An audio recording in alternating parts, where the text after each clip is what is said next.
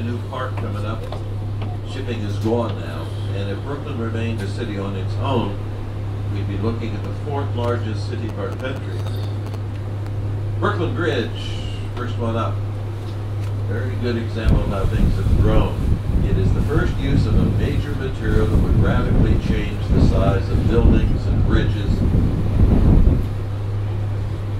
Brooklyn Bridge is made of steel, except for the stone towers, steel roadways and cables.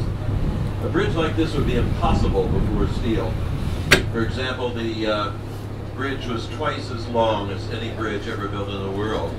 It is a bridge that was the highest man-made object ever in North America when it went up. That's how radical steel was, stronger than iron, heavier than iron, I should say lighter than iron, and stronger. With the success of the Brooklyn Bridge, everything got bigger. Steel beams in buildings, for example, could be used. Everything went up. Brooklyn Bridge was the first. Now here on our left is a cream-colored building on the waterfront, drapery in front of it. If you go to the left of the building, that is Wall Street. Coming out under the elevated highway, you might see the strip of white just under the elevated highway. That marks the height of a wall. Our streets are named for history. A wall 9 feet in height across the island completely went up in the year 1653. It was the major northern defense of the town of New Amsterdam, the fur trading town. Business is booming, but they have very little defense. By the mid-1600s, when the wall was built, New England up north openly threatened a military attack. With little to defend them, the wall would help out. The waterways up ahead would be blockaded as well. Unfortunately, though, the attack would come from the harbor behind us from the south with overwhelming military force. And yet New Amsterdam worked out an agreement without a shot fired. The British were not here to take over your business, your money. They were here for the location of your town. You had no defense. The trade-off is as follows. The British will build 92 cannons in Lower Manhattan. That's what we call Battery Park today. That will seal off any attack from the city. It also gives Great Britain strategic control, entrance to the Hudson River, and the Dutch continue to run the businesses in the British town, named for the Duke of York, brother of the King of England. Life went on pretty much as it had before. Now turned to British rule. Now the two big boats here on the left, the wooden sailing vessels, they represent hundreds of ships in port every day. South Street Seaport here, 1800s, would extend for 3.5 miles up to Midtown, doing 3/4 of all trade in the country. Easily the biggest moneymaker this nation had ever seen.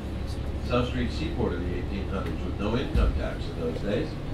Sun shining on the Woolworth Tower, pretty white building, green triangle rooftop, center island left. One of the early steel buildings in the world.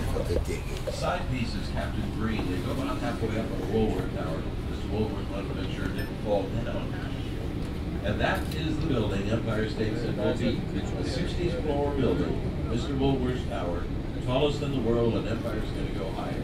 And they had no idea how high they'd have to go. We'll talk more about that over Midtown. Golden statue on the building to the left of the bridge. Actually, the Civic Pride. It's our city office building.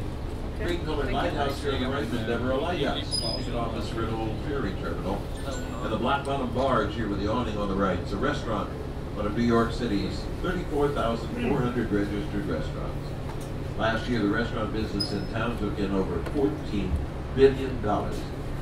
And that watchtower building over the right in Brooklyn.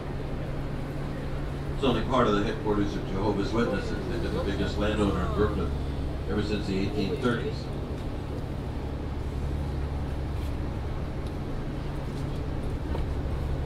Now, Blue Bridge coming up is the Manhattan Bridge. Coming into Manhattan is Canal Street.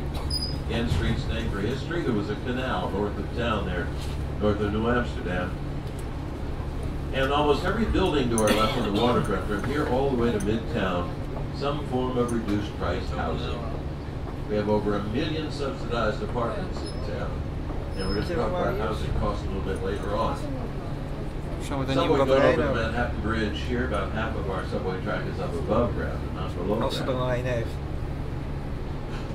Now as we clear the bridge up ahead of us here on the left, we'll come alongside the Lower East Side, the old immigrant area. And if you lived in the Lower East Side in the 1860s, that was the most densely populated place in the world. Over 250,000 people per square mile. Family income, 47 pennies every week. $half for 6 days' work. Those folks didn't even take public transportation. That was too expensive for them. It cost a penny. That's 12 cents, 6 days of work to work at that. So they walked everywhere. Manhattan over on the left is one of the real small counties of our nation, a little over 22.5 square miles. Right now, there should be more than 5 million people on the island. And late this afternoon, more than 3 million will attempt to leave the island at precisely the same time. The average speed in a vehicle across Midtown Manhattan at 5:30 in Midtown, that's about 1.4 miles an hour. Very slow. And the prime reason they're leaving, too expensive to stay. We're going to talk about housing costs a little bit later on.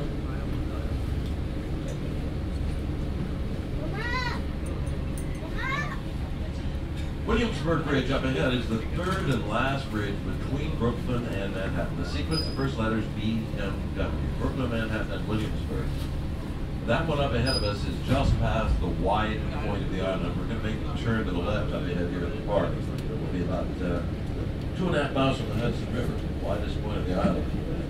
Here on the right, an electrical power plant with the stacks.